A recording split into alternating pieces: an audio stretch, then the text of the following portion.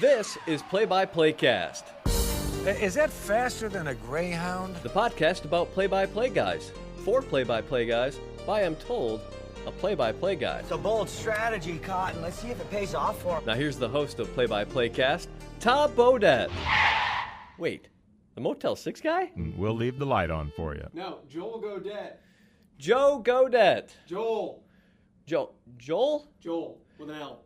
Okay, here's your host, Joel Godet. Don't worry, nobody's listening anyway.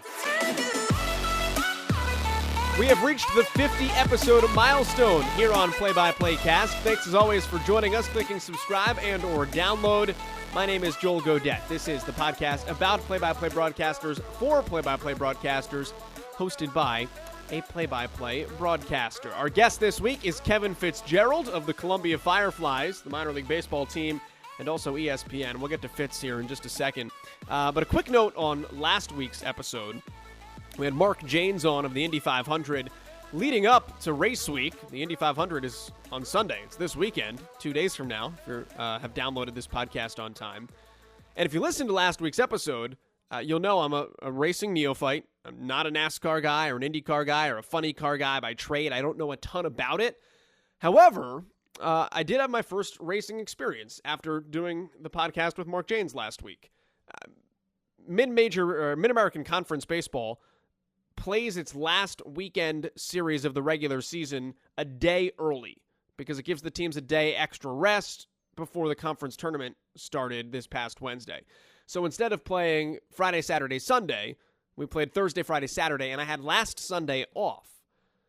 And I don't know what made me think of it, but I checked what was going on at the Indy 500 race week, and I saw, hey, pole day, qualifying day. So on Sunday, with the day off, I got in my car and drove the 20 minutes to Indianapolis Motor Speedway. It was the first time I'd ever seen Indianapolis Motor Speedway. I've lived in this city for 5 years. It's the first time I've ever seen IMS, and it was the first exposure I've ever had in person to racing. And I'll be honest, if you haven't experienced it ever, it was an experience. It was kind of cool. The place is enormous. It's cool to walk around. I just kind of took in some different vantage points, and it was just qualifying, so it's just one car going in laps fast. But it was cool to see it and see how quickly they move when you're standing right next to them, how not as fast they look like they're moving when you're not standing right next to them, how loud they are. You can people watch, which was awesome. You can watch from the infield mounds and all of those different things, watch from the stands, get your different perspectives.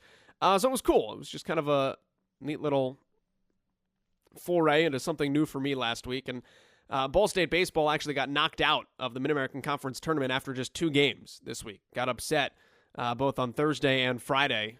That's not right. Both on Wednesday and Thursday. So my trip to the MAC tournament ended quickly. I've got Sunday off again this week. So we'll see. Maybe my off-season begins with a trip to the actual race. We'll see if I don't head to the actual Indy 500 this Sunday. We'll see what I do. Things kind of get restless now this time of year before we get toward September and when college football season kicks in, or I guess August when camp starts up as well.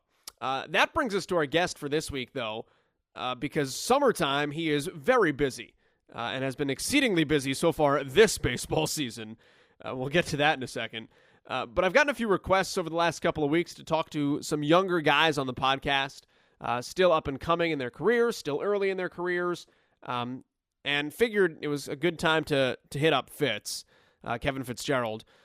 Also, it was a good time because I had planned on doing this week, and I teased it on the podcast last week, the Mid-American Conference Broadcasters Roundtable episode at the MAC baseball tournament. I was going to try to sit down with the 5 guys who broadcast baseball at the MAC tournament and get us all in the same room and just kind of bounce some topics off each other at various points in our careers. Thought it would be kind of cool, but I couldn't get the 5 of us in one room at the same time because we all kind of got there at different times, and then lo and behold, there are 5 of us, and we broadcast 4 different games on day 1, and I had the last one, so we didn't finish until 1 a.m. almost, and then we got bounced after day 2.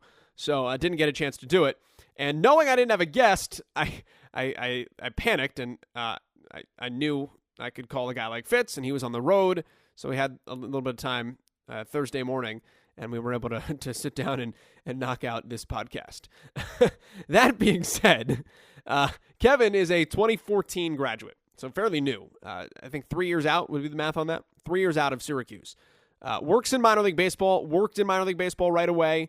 Has hit up a couple of different stops. We'll touch on all of those, leading to the Columbia Fireflies, which is the Mets' low-A affiliate in South Carolina, which is why he's been really busy this year, because he has a starting outfielder on his team by the name of Tim Tebow. I don't know if he's a big deal. We'll talk a little bit about Tebow coming up here. But Kevin is also an awesome story in being super talented and a really quick riser because of that, and because of kind of his networking ability, for lack of a better way of putting that.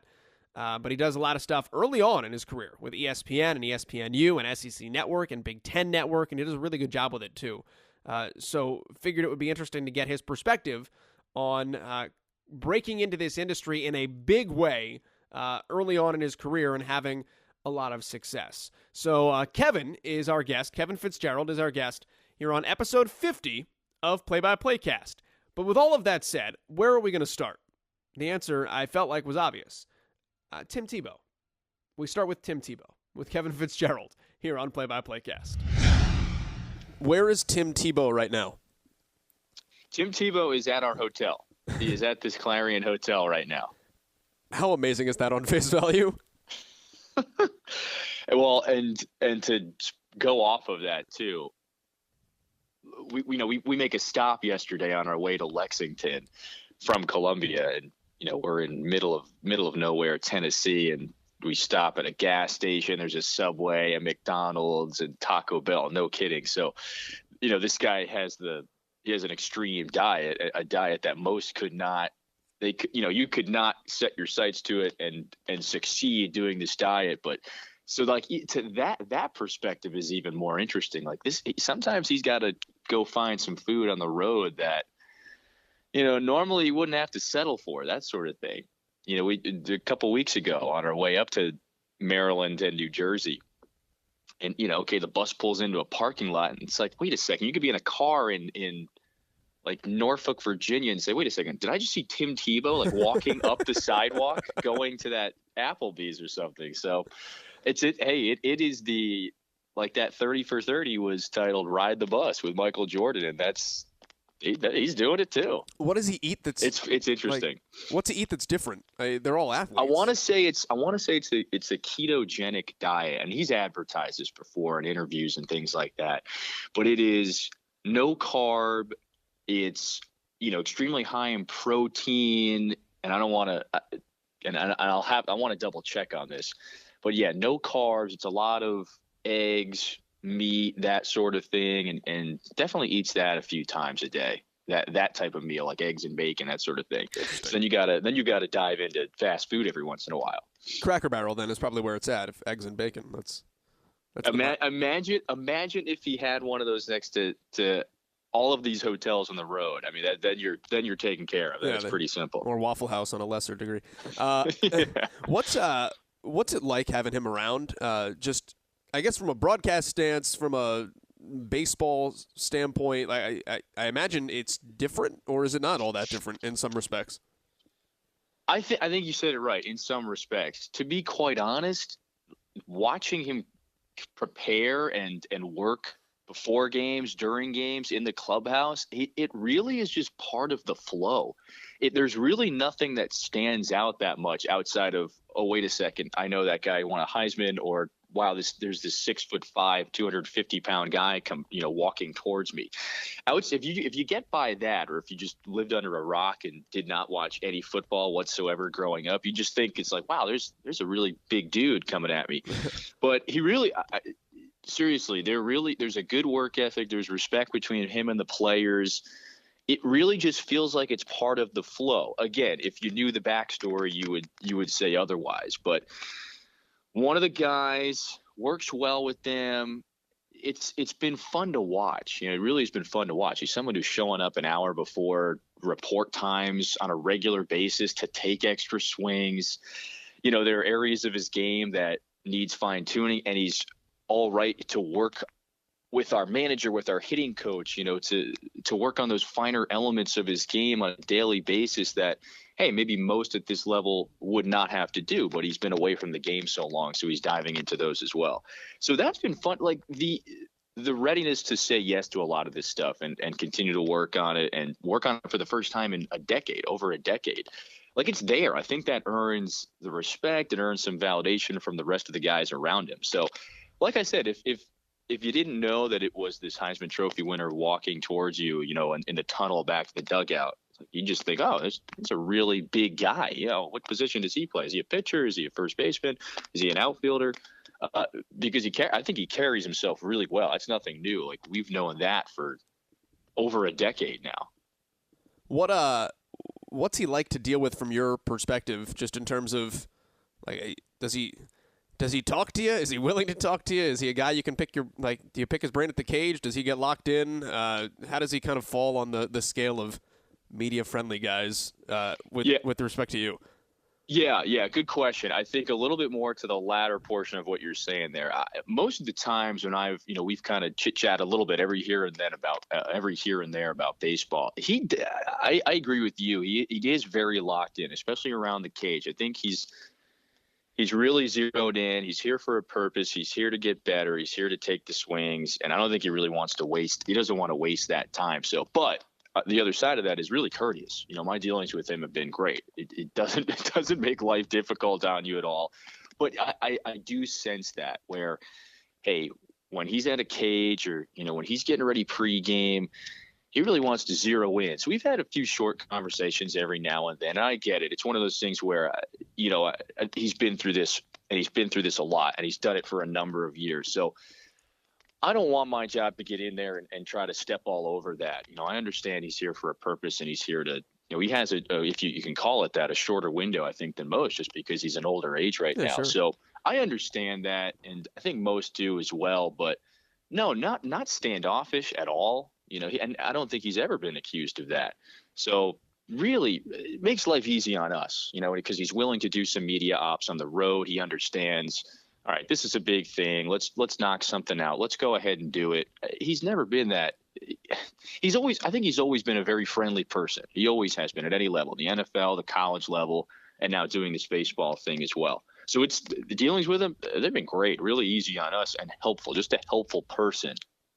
Describe the circus for me, because obviously you've got the media relations side of things. What's it like dealing with that? It's like nothing that I've seen before. And I was just telling you a story about how we were in Lakewood, New Jersey recently. That's not too far away from New York City, not far away from Philadelphia. So it was kind of the first occasion where, all right, we're getting some emails from the New York Post and the New York Daily News, and SNY, the TV home of the New York Mets, wants to jump in. And okay, this is the first time where it's really, you're really seeing the brevity of it. Everyone wants to dive in, whether it's fans, whether it's media, for this small window. And I had assumed that this team plays in small markets around the South and the Southeast, Georgia, North Carolina, South Carolina. I thought we'd see a little bit more of the Tebow mania around there from the media and the fan perspective. While it was chaotic, I guess you could say at times, we're up in New Jersey, and it was at its peak right there. From fan interest, you're talking hundreds and hundreds. When gates open, they're rushing down to the dugout to try to secure that spot to see if they can get some autographs. From the media perspective, you had the New York reporters and TV stations. Darren Rovell from ESPN was down there writing a story. We saw it in its fullest form up in New Jersey when we were there. Again, closer to those larger markets. But here's the cool thing too, and like we say, the Tebow mania. He is there, whether it's pregame, whether it's right before he heads back into the clubhouse to get ready for a game. He's there to sign every autograph. He's very good with this stuff. I was talking to somebody up in Lakewood about that, and they said, Bryce Harper was through this league a number of years ago. Now, granted, Bryce was probably 19, 20 at the time, but, they explained, yeah, good game, he would sign autographs, bad game, he was out. Didn't want anything to do with it. Whereas, I'm thinking back, I think he might have went hitless during that series in Lakewood, but he was there every time to sign every autograph, do it pregame, do it postgame. So I think he understands the significance of this thing too. While he is there to focus and has a job to get done, I think he's always explained it this way as well. When you have that platform, I think you have to do your best to make it worth everyone's while. So he was really good with it, and yeah, it was off the charts when we were up in Lakewood, definitely. Now we've seen it in a smaller capacity in some of these other smaller markets in the South. I mean, shoot, we played in Hickory, North Carolina, at a stadium that I remember we were there last year. They were getting 1,000 people, and they sold out the 4-game series. They had like 4,500 people there. So everyone's recognizing it's a small window, and they want to take advantage of it. I don't blame them. People want to see this guy play.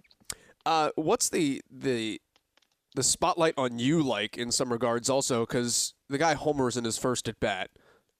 Like, how many texts did you get asking to hear the call, or like, are you aware that now this is weird because like you're also on national TV, so people hear you a lot. It's not like you're not like an A-ball guy that's not heard that often. So people are aware of you. But is there a different spotlight of saying like, there are a lot of people listening to me right now, so this better be good? Yeah, that's a very good point you bring up. I think you got to make sure you are ready for it, which brings up a very, very funny story that I will get into in just a moment. We like comedy, don't we?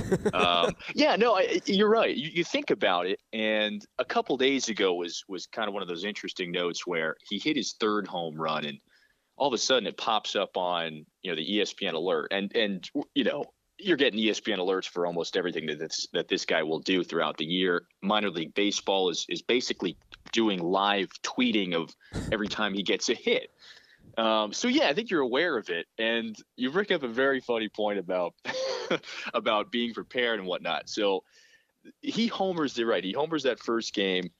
A few days later, it's a Sunday, 2:00 game. That's his 2nd home run, and he shattered this one. He pulled it, over the right field fence.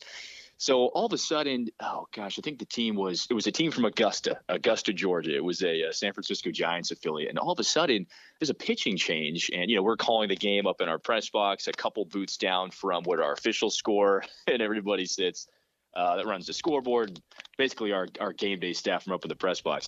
And wait a second, who is number 15? He's not on the roster. So I got to pop out of our booth.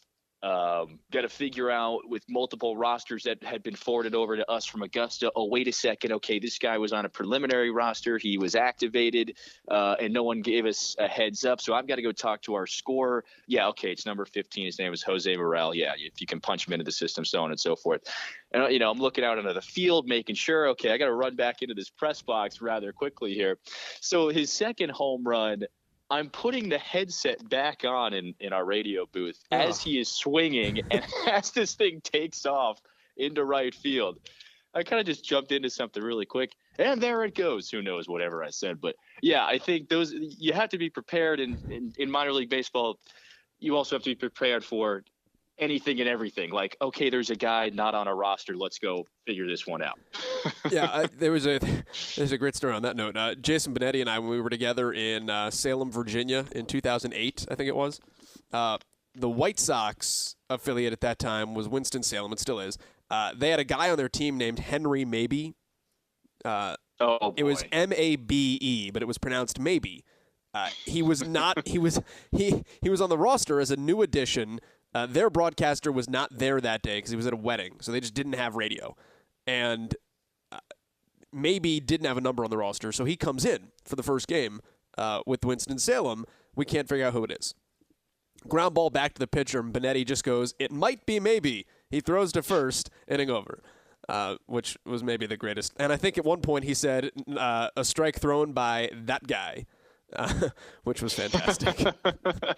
Jason Benetti, first off, could we have ever worked in a Call Me Maybe around that time? Was that pre that song? This is like 5 years pre Carly Rae Jepsen.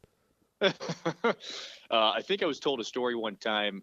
Our team president in Colombia, yes, his name is John Katz. Yeah. Was actually, yes, your buddy. Correct. John Katz was telling me a story. He calls me Putzel. Jason. Ask him about that one day. I think I texted him at one point. We were on the road when you might have told me that, and he was like, "Oh, great!" He gave me a thumbs up. I've yet to dig deeper and find out the reason behind the story. I don't know either. I will. I will try. Yeah, I'm Jewish. He's Jewish. Like I'm small, and on the second day, he just started calling me that. So I think it's a term of endearment, but I'm not sure. I think I am going to continue calling you that, if that's all right. Great. If nothing else, that's what we got out of this thing. I've got a new nickname for you. But he was telling me the story. It was a game in the 15th inning, a Salem Red Sox game in the 15th or 16th inning or something like that. And Katz is listening, and Benetti basically launches into, just picks up his water bottle and goes, well, it's the 15th inning. Why don't I just read the nutritional facts of this water bottle for you? Here's the 1-1. That sounds about right, actually. And it was probably the most entertaining thing you've ever heard. I think so. I would actually like to somehow find that audio archived and exhume it. That would be fun to listen to. I bet he has If anybody could pull off that, Benetti could. Yeah, I bet he has it too. Like I'd be surprised if he doesn't. All right, last question on Tebow, and then we'll move on. Odds that they put you together to do a game on the SEC network this fall, just out of hilarity. Oh boy, you know what? That's a pretty funny concept. First off, that sounds like for me that would be a long time from now. But you know what? How about that? The Columbia Fireflies duo. That's what I'm saying. Right in South Carolina. You got the football team right down the road. That's what I'm saying. And then we'll see how many Columbia Fireflies drops we can work in. John Katz might have a counter going during that game. At some point, a producer is going to get in your ear and be like, "What are you doing?" This guy talking about minor league baseball again? Why do you keep saying that receiver runs as fast as a firefly? Hey, and you know that's a Columbia, South Carolina thing too. There's a national park that's right down the road. That's where the name was. I didn't know that. Derived from. Oh yeah, that's where the name was derived from. Congaree National Park. And every spring, there is this. Just trust me on this. I have not seen it, but I have seen some. I've seen some photos on this. There is this giant. It's like a light show, but it's the most natural light show you could possibly get because it's the synchronization of fireflies at this national park. If they're at night, it's incredible. Maybe I could just tell my producer that and that's how I can get away with it. That's kind of cool, actually. We're paying tribute to Columbia, South Carolina. There you go. I like that. All right, career-wise for you, if I can dive into path for you, I've gotten a couple of questions over the last few weeks. People wanted to hear from younger, up-and-coming guys who are kind of carving their paths in this industry still. So I wanted to ask if you can kind of describe your path from Bluefield to Vermont to Fort Wayne to Big Ten Network and ESPN, and how that all worked for you, and how you crafted kind of your path into that jump early in your career. Yeah, and I would definitely reiterate the point that this is something that I think we hear a lot, and I heard growing up. That path is the path is, if you think you're on a beaten path or off the beaten path, don't worry about it because it will lead you to where you want to go. I mean, no path I think is the same. Sometimes it's never conventional, but you know what?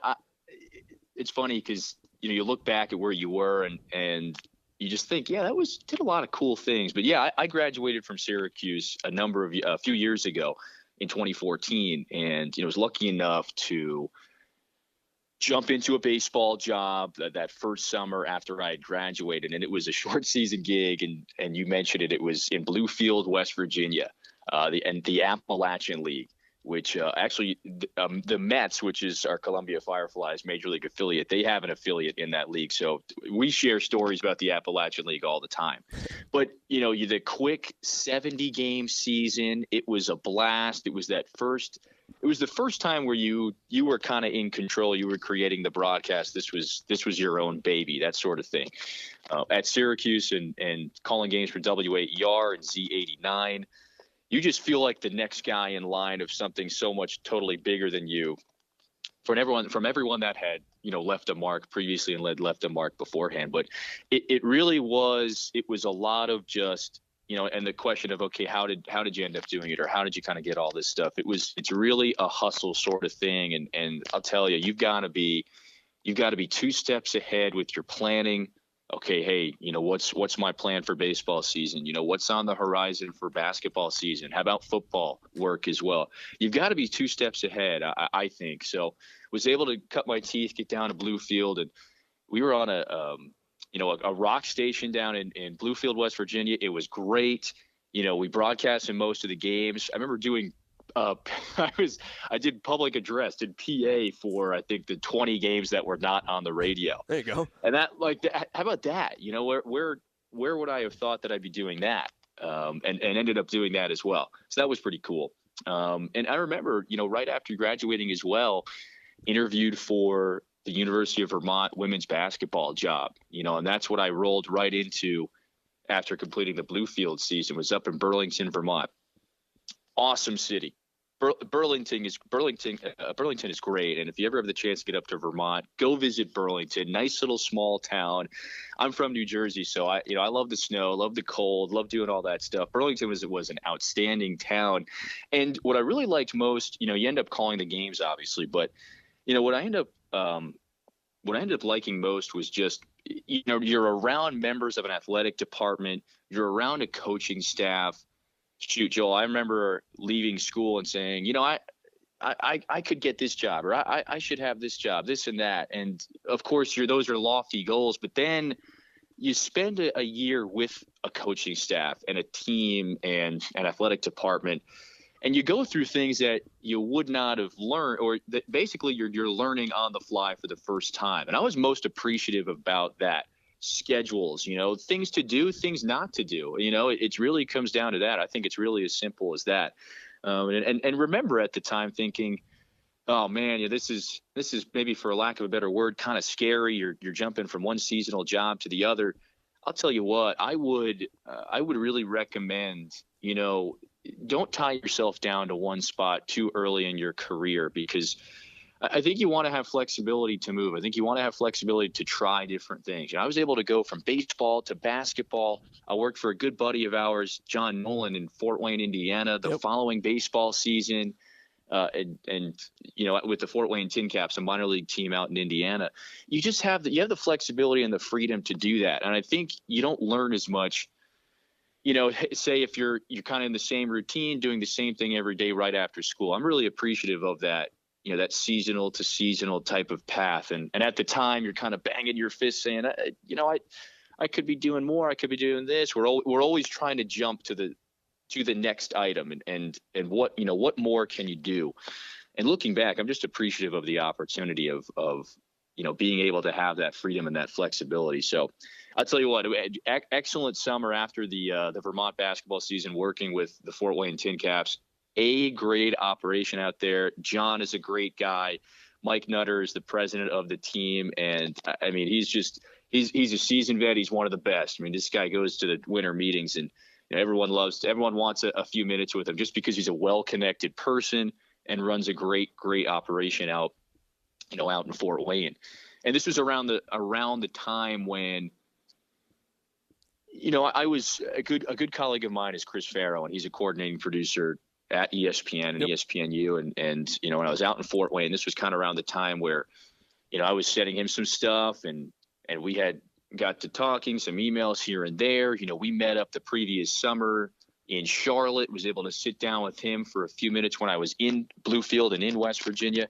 And we were just kind of cultivating our relationship. And a few months later, he said, hey, you want to call some basketball games? And, the answer was, of course. I mean, I was trying to just get off that phone call without him realizing, like, what did I just do here?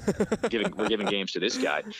And that really helped. And I think what really helped there, and it's a great place to be, again, what I think really helped there is, you have some of those freedoms early on out of school. I think if I'm going to answer that question, Taylor, to some of the younger folks that you brought up, just patience. Remember patience. I think we all say it when we're very, very, very, very near graduation or shortly thereafter graduation from school. We kind of say to ourselves, man, I got to get this. I got to get that full-time job. I got to get this job. I got to get that one. I've got to make sure I've got my ducks in a row. But I'll tell you, just doing that, and I think most of us do it, that seasonal path from baseball to football to basketball. And it's tough. You're bouncing around. You certainly are. But I think it helped me out. It lets you plan. It lets you see a little bit of everything.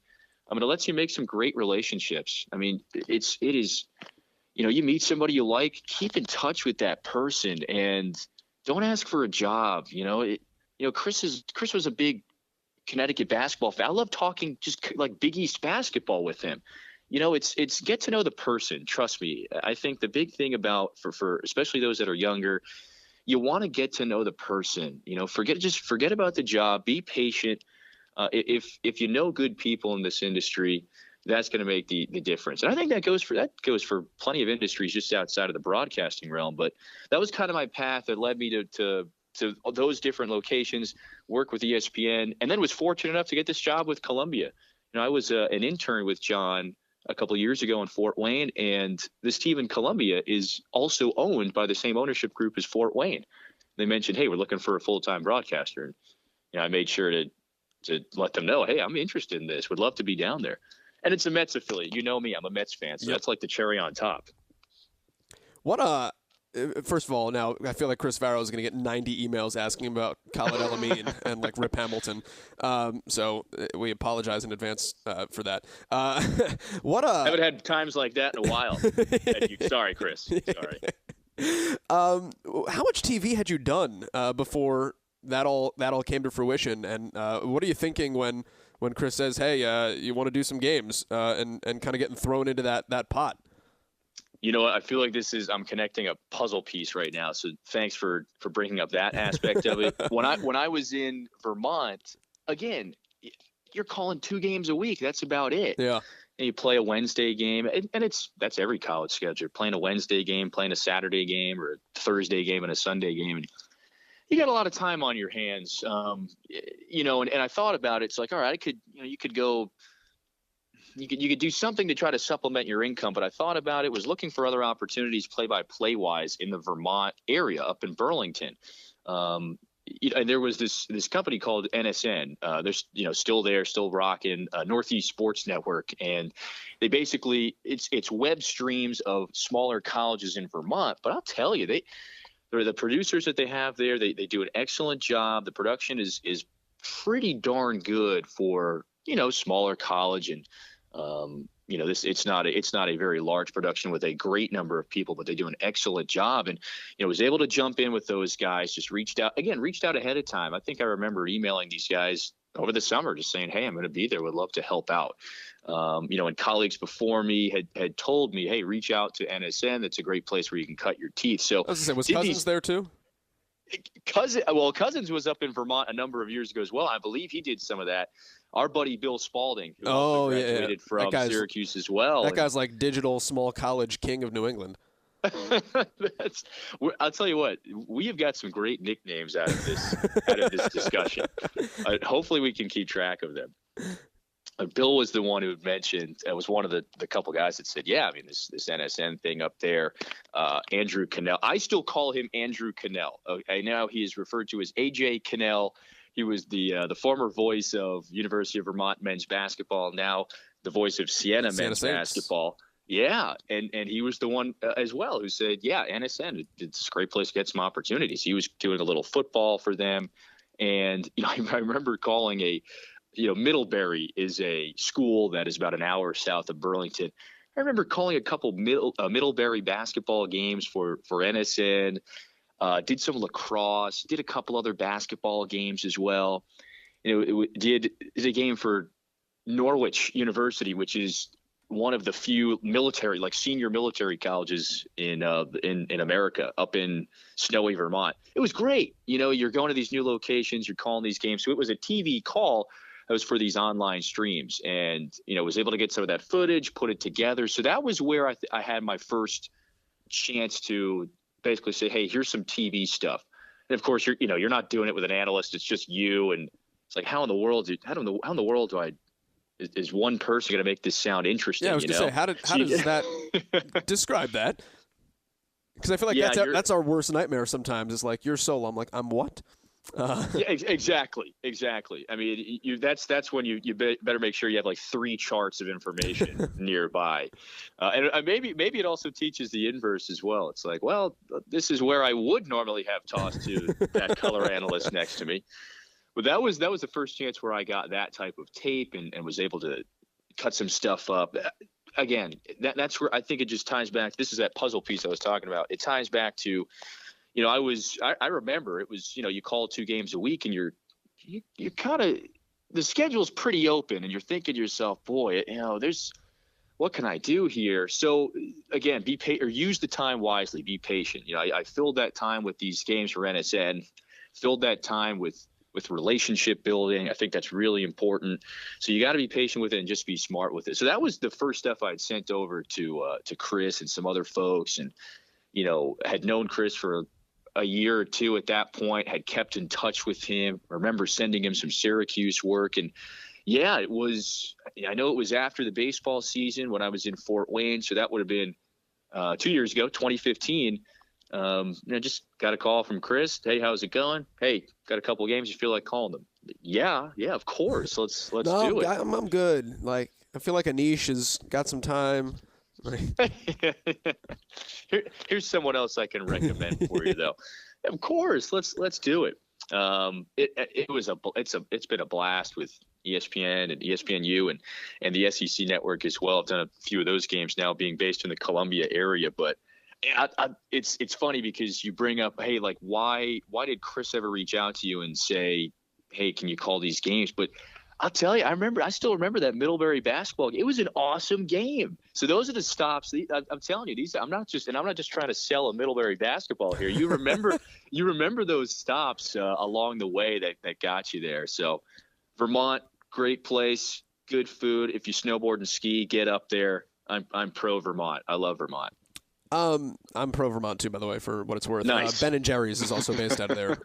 You forgot that one. So ice cream capital of the world. Correct. You obviously done a lot of radio. You had done a lot of radio in college, and then started doing some of the NSN stuff, which obviously leads to ESPN. What's different for you between the two mediums?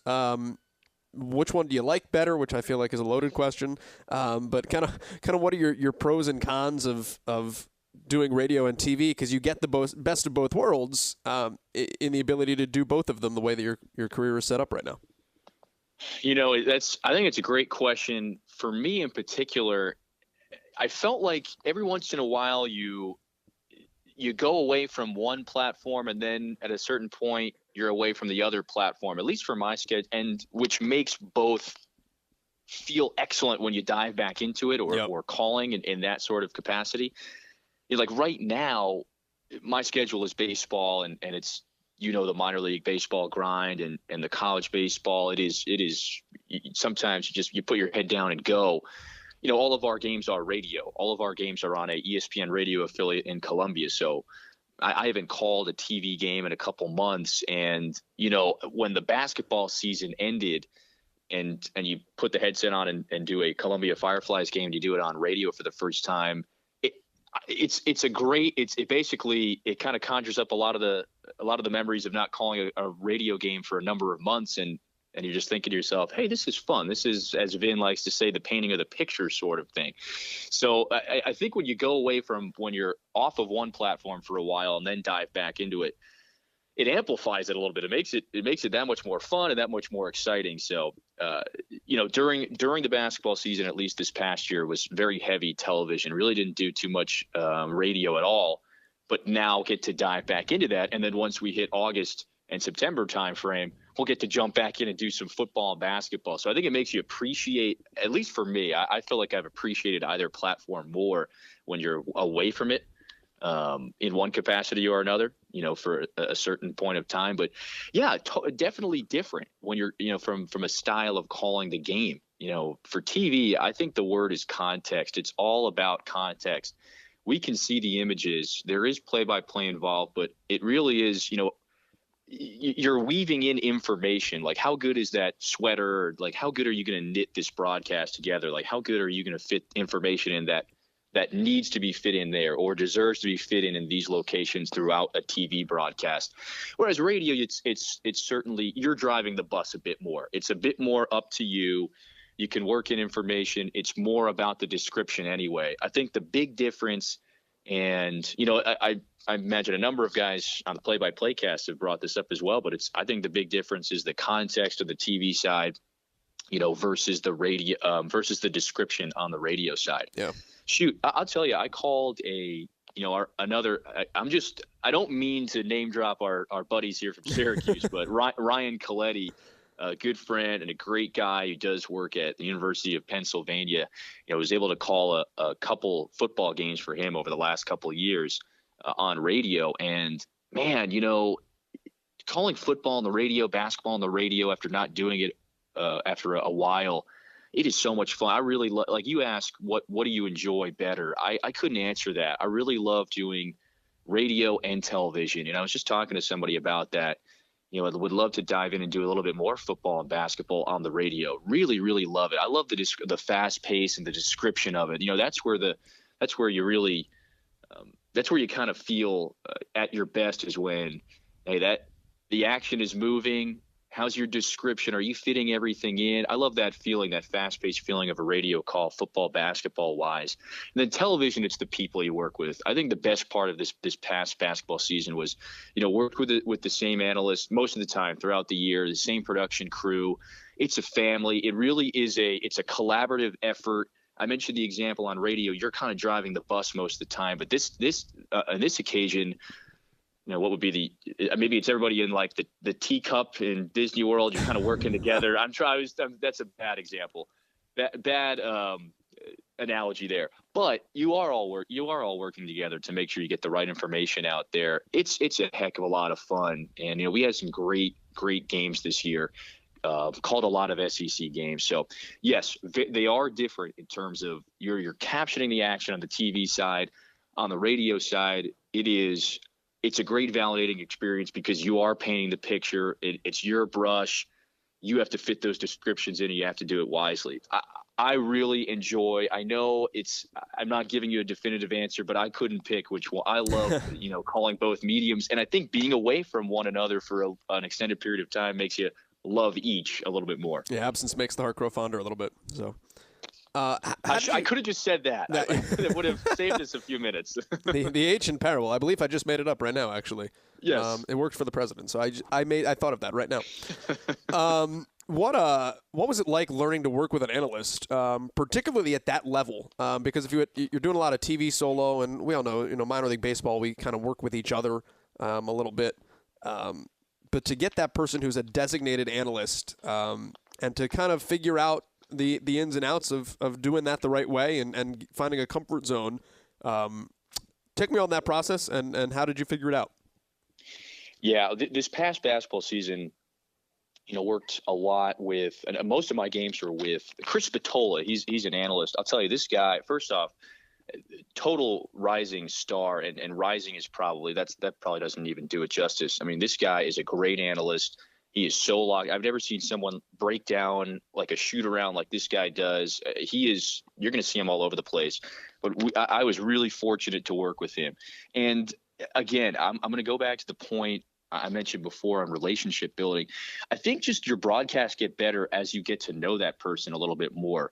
I think it is, you get thrown in and you're calling a game for the first time with someone. It might be a little bit difficult. I think you have to know how to weave through certain things. But after you get to know a person, you're on the road, you're traveling, you're grabbing dinner, you're grabbing lunch. You're obviously spending a lot of time with these people, with your analysts and your production crew throughout a season. In this case, it was a basketball season. You get to know that person. That's the most important part. Then you're bringing up things that you're both comfortable talking about on the air. You get to learn the philosophies. Hey, okay, you're really big on doubling down in the paint, or, you're really big on athletes getting paid in college basketball. Can we talk about that? You just learn, you kind of learn the ins and outs of that person, and basically allows you to bring up what's comfortable on the air. What is going to be good television, and to be quite honest, Chris and I had a couple blowouts, and of course at that time you're trying to keep the viewer, you're trying to keep the listener, and you're trying to make it interesting. I really, and this is good, it might sound weird, but I really enjoyed those times because, we both have some pretty interesting and sometimes strong opinions on college basketball, college athletics. And those occasions just allowed us to elaborate on those points. It was great. It was fun. Now, most of your viewers are there to watch those two teams. So unfortunately, you get to a point where it's not a competitive game anymore. It's not great for them, but at least, you're still trying to make it compelling television. So I really enjoyed those occasions because then it allows for discussion. It allows for conversation. And I think that's the biggest part to it is, I think it just takes sometimes a little time to get to know that person. What are the points that you are comfortable bringing up on the air? What can make good television? And I think that just goes back to the relationship building thing. Sometimes it takes some time, sometimes it clicks immediately, and other times, hey, let's try again next week. Let's make a good TV. But it was fun. I mean, it was really fun. And I think I've gotten a little bit of both worlds. Have worked with analysts for the first time a number of occasions this past year, then had the same crew for basically was working with them once a week. So both are great. I mean, you don't want to – I think both examples are a lot of fun. You're meeting new people, but then, hey, it's comfortable to have a crew you're familiar with. What's the feedback system like at ESPN? How much do you hear about what you're doing, and what kind of things do you hear about what you're doing? I think a lot of it is left on you to reach, to seek out that feedback. I think what's great there is I think it's a very hands-off type of system. There are a lot of games and boy, there are a lot of assignments. So I think it's a good system of, hey, reach out, get your feedback. What did you think there every once in a while?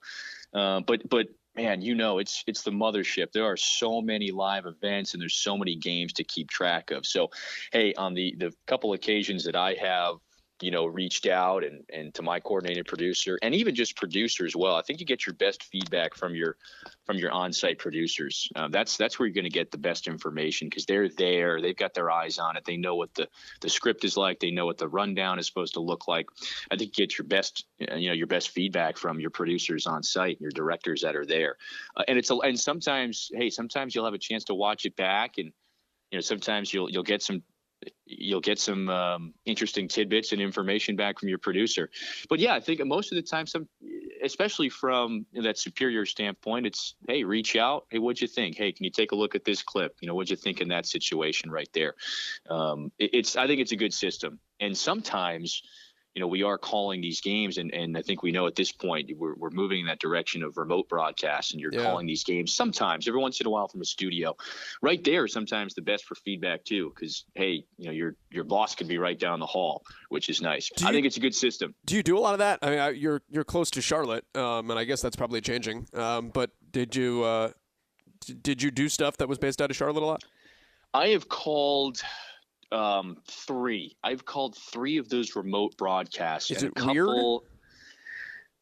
Yeah, you know what? The first one I did, and you mentioned Charlotte. Actually, I'm thinking back now. I've done one in Bristol, one in Charlotte, and one in Orlando at the Wide World of Sports. Oh, okay, and the first one is, and I remember thinking, hey, you're just the game is right there. While obviously the action is not live in front of you, but you're calling it off of a monitor. It's a large TV. It's right there. And I remember thinking, I didn't really psych myself out and thought, hey, I can't imagine this is going to be too much. Now, of course, it's a little bit different, but I can't imagine it's going to affect your broadcast or just larger components of a game. And I remember, those that first under 16 and under 12 minute timeout. I'm thinking, whoa, this is a little bit different. You just kind of have less of a scope of vision. You've got to know, depending on circumstances, you better know body types a little bit better. And most of the times you really don't get a chance to go check out the shoot around because you're just not on site. So you don't get to see them live at any point. But yeah, know the body types. You've got to know those, who's wearing the headbands, who's got the high socks, especially for teams you haven't seen before. And after those first two timeouts, I'm thinking, all right, this is a little bit different. Let's go here. But the next couple that I had done after doing it once and having it under your belt, you have the general gist behind what you need to do. I think the big thing is the energy component. Just because you are not there, you don't have that crowd and that aura and that energy surrounding you. So you've got to bump it up a notch. And whether it's, hey, turn the effects feed up in my headset, that sort of thing. Blast it. You've got to carry yourself and bring the energy a little bit more. That was the biggest piece of advice that I heard from folks that had done it before I dove in and did that first one. I guess it was a little over, or at this point it was a couple years ago. That was the biggest piece of advice. Make sure you bring the energy, just because it is different. You are not live. Last thing, and I'll let you go on this note because I know you've got to go catch the gym bus, and I've got to go catch the game bus. 2 important buses to catch. Very important. You've won the Nantz Award. You are I believe, the second Nantz Award winner we've had on this podcast. Alex Faust was the first, and he gave us the story of when he met Jim Nantz, and Jim was late to their meeting, and basically he gave him his CBS sport coat blazer as like an apology. So do you have an authentic Jim Nantz sport coat blazer? And if not, what has your interaction with Jim Nantz been like in the past? Well, first off, you could not find a more gracious person. The guy is one of the best in the business. He is just one of the more gracious people I've ever met. This is funny. My mom was watching, I think it was like Good Morning CBS one day, and Jim Nantz was on with an interview, and she shoots me a text and is like, "I love that guy. I remember he was so nice in that interview." The guy is just a totally a complete gracious person, and it was really a privilege. It was a total privilege to get to meet him on a couple occasions. And yeah, how about this? All of a sudden I get a call from an unknown. And by the way, Alex, great guy, called an NHL game earlier this year. Alex is awesome. Yeah. His hockey is just really good. Get a call from the unknown number. It was probably a few days after winning the award a couple of years ago. And pick it up. Hey, this is Jim Nantz. Oh wow. Okay, we're doing this thing. We're doing this thing here. This is pretty cool. Jim, can I call you back? I'm on the treadmill. Yeah, exactly. Jim, the gym bus is in 10. I gotta call you back afterward. And we just start to talking. Congratulatory, great with his time. And I start telling him about my job with Bluefield. He goes, oh, Bluefield, West Virginia. Hey, we have a tournament in Powder Spring, West Virginia. White Sulphur Spring, West Virginia, in July. So you're going to be there? And I go, yeah, we'll be in. That's the time of our season. We'll be down in West Virginia. And he goes, oh, come on by. We'll have breakfast. I'll get you passes for this tournament. And I'm thinking, wow, you hit the jackpot here. So yeah, we finally get to meet him in person at this golf tournament that CBS is doing. I believe it was 4th of July weekend a few years ago. The Greenbrier is the name of the tournament. Okay, yeah. And yeah, so do the breakfast. He has a bottle of his wine for me. He actually brought. I'm thinking, this is outstanding. And, I did not want to be I didn't want to seem I was totally gracious of his time and didn't want to seem too overzealous. Hey, asking for maybe a picture or something. And I'm a 21-year-old, just out of college. And I'm thinking, don't ask him for a picture. Don't seem like a kid or anything like that. And he goes, all right, here's the wine. Hey, let's go. Picture right now. Come on. Here you go. Here. I think his daughter was there. She's like, here, take his camera. Let's go. Let's get some He is a really good person. Really, really good person. I think the breakfast was a couple hours. He spent some time and we were talking, and his producer was there talking golf, talking about the award. Someone who could not be more generous with his time. That was awesome. And had a chance to catch up with him at the Bridgestone the following year, which was not too far away from Fort Wayne, Indiana. So totally gracious with his time, a great person. I think he's one of the best out there. So that was a lot of fun getting to meet him in person and hear his stories. And he was not, I don't think he was not wearing the CBS jacket, but it was. Well, he gave it to Faust, so he didn't have it That's anymore. Right. Yeah. That's right. You only get one. Well, Fitz, I appreciate the time, man. I will let you go do curls to match Tim Tebow. And I don't know, how much does he curl I think I need a lifetime supply of creatine over the next week for that to happen. Over the next and week. also somebody check on my pulse at that point as well. And the last thing I'll say is also just, that Jim Nantz award is I encourage anyone, throw their name in there, get some advice. This is a great program. John Chalesnik does an outstanding job running that, putting it together each year. I feel fortunate to, have been a part of that and love helping out John and SGAA as often as I can. But I'm really, really, really fortunate and honored to be able to, have my name there as well. It's a great program, really helpful program as well. And if you get a chance to go to the awards weekend that it's part of, highly recommended as well also. It's a great weekend. It really is. And I know it. I don't think it'll be down in Salisbury, right, anymore in North Carolina. I think they moved it to Winston, didn't they? That's right. That's right. It's a great place to. We were there last year. It's a great place just to catch up with and make some great relationships and learn from everyone's story. So it's a lot of fun. So Fitz, thank you, man. I appreciate it. That is Kevin Fitzgerald here on Play-by-Playcast of ESPN and the Columbia Fireflies minor league team. They're in Lexington, Kentucky this week. We recorded this episode on very little sleep, by the way. I said off the top that Ball State had played the late game on Wednesday this week. I didn't get back to my hotel in Cleveland, Ohio until 1 a.m., and then I fell asleep fully clothed. And woke up at like 5:30 and then actually went to bed.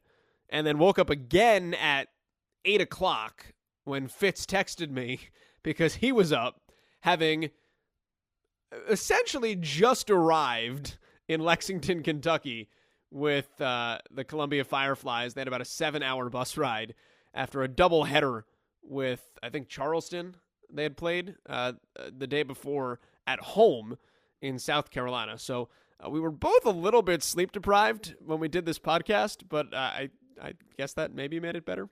But I appreciate him for joining me this week to talk about all things Tebow and all things his career and all things about his time in minor league baseball and working for ESPN and climbing that ladder. And hopefully it was some insight that people out there can gain a lot from and garner a lot from. And at worst, you've gotten exposure to a guy who's a young up-and-comer in this field and whose name you should see around a lot in the coming years at the Four Letter Network and beyond as Kevin continues to grow in this industry. So my thanks as always to Fitz for joining us here on the pod. Next week we'll be back at it. Look forward to you joining us again on a Friday morning. As always, hit us up on social media as well. We are at PXPcast. I am at Joel Godet. That's JoelGodett. Rate and review the podcast as well. If you get an opportunity, throw some stars our way, both on Stitcher and on iTunes. It's not that hard. If you're listening to the podcast right now, that means you took the opportunity to open your podcast app and hit play. So while your podcast app is still open, if you've enjoyed the pod, just flip over to the podcast's main page and throw some stars our way as well. We would really appreciate it. I could say it helps the algorithms and things of that nature, but the bottom line is we just really appreciate people letting other people know that they enjoy what's on the pod so that we can continue to grow and spread what we've got here. That'll do it, though, for this week. 50 episodes of Play-by-Playcast in the books. Talk to you next week, next Friday morning, right here on PXPcast. We're out.